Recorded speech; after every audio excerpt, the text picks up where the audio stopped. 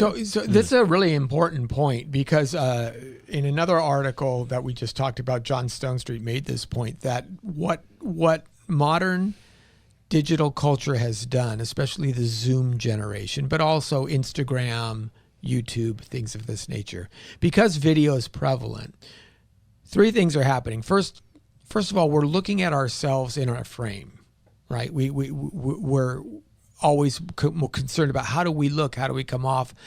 Little kids know how to pose. Well, we're going to take a selfie, and they get into these, especially little girls will get into these poses that you go, okay, that came a little too naturally to you, and the pucker face and things like this. You're going like, you're not supposed to even know how to do that stuff. Even yet. 2-year-olds are doing that. So the fact that they are so self-aware, and how that means that when they're communicating with others, they're always thinking about themselves. So that's the first thing. The second thing is the fact that outside the frame, we know that things aren't as great as they would be, right? And I always make this point, we've all seen this as Christians. You go on Instagram and you see you have the little journal on the table and the coffee mug and the pen placed just so with the Bible open and, #blessed morning devotions, right? We've seen. Now, everybody looks at that, and what they don't see is the bed's not made. The kid has thrown up in the back, right? They don't see outside the frame.